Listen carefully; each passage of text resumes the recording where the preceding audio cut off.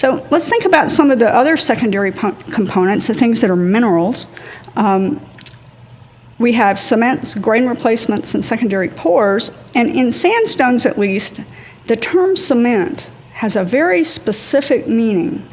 And that is that it's an authigenic mineral being one precipitated from aqueous solution, that fills an intergranular pore space.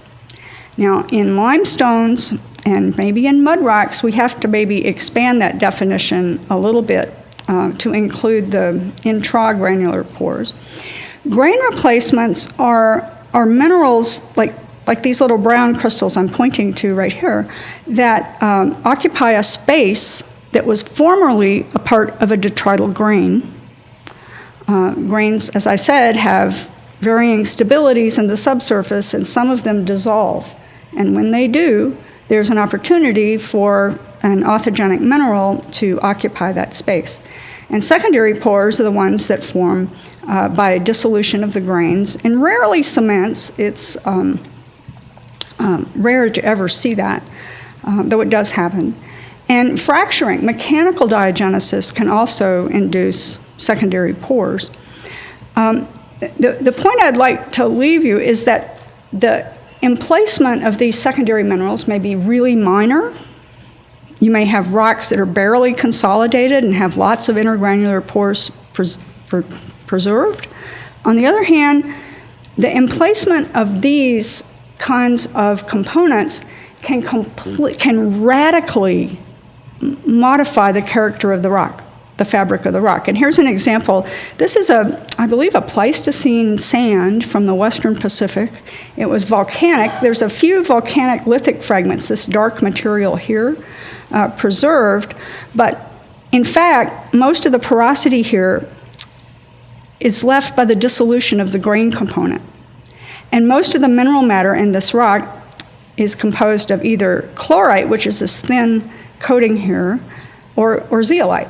And so there's been a complete inversion in the porosity of this rock. What was once grain is now pore. What was once pore is now mineral. And so the history of diagenesis and emplacement of secondary components can impart quite dramatic changes. It's also important to note that all cements and grain replacements reflect water-rock interaction. There's about 60 known authigenic minerals, maybe more now, I don't know. And many of the same ones that we see in sandstones are observed in mudrocks. And of course, as I mentioned in the previous slide, the abundance of these can vary dramatically. You can have lots of primary pores preserved. Here's a little quartz overgrowth sticking into a primary pore. Or you can have rocks that have almost no porosity preserved, and even the grains, here the calcite is attacking a feldspar and also filling some of the primary porosity. There's a cathodoluminescence image of that thing. All right. There are also sediment binders that are not cements. And by sediment binder, I mean something that sticks the grains together. So that, if you're on the beach, you pick up the sand, it just falls out of your hand. But there's some other processes that can lead to consolidation of sediment, and clay infiltration is one of them. And what can happen, especially in highly porous sands, if you have a muddy layer above and you're in a shallow burial situation, meteoric precipitation can bring particulate matter from a fine grain layer down into the porous sand and coat the grains, and you can get pedogenic coatings. Bioturbation can also admix clays, and then the stickiness of the clays can bind the sediment together. And of course, as you've probably encountered at this meeting, people have observed residual hydrocarbons that are pore filling that in essence serve as a sediment binder or a type of cement-like material. So there's a really complicated terminology that surrounds these secondary pores in rocks.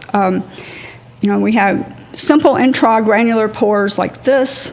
Moldic pores where the grain is completely gone. Oversized pores where it's not only gone, you can't even really tell where the boundary of the grain was for certain. In tight sandstones, these kinds of pores often dominate. As I mentioned, cement dissolution pores are pretty rare and hard to document. Here's a case. This is a volcanic sand from Tanzania. This is actually the famous footprint tuff that preserves the hominid footprints. But anyway, it has massive calcitization and zeolites, and these little thin rinds probably relate to the dissolution of an early opaline cement. Fracture pores, there's a whole host of terms related to those. They can be simple intragranular fracture pores, like this crushed potassium feldspar here, but you can also get through-going transgranular pores, circumgranular pores. There's a whole range of terminology that's used for those kinds of pores. Once again, all the pore types that we see in sandstones, we see in mudrocks. And here's an example. This is Marcellus. You can see there's some dissolution pore in this dolomite. There's some secondary pores in this organic matter. And here in the Barnett is some former fracture pores now filled with a variety of minerals.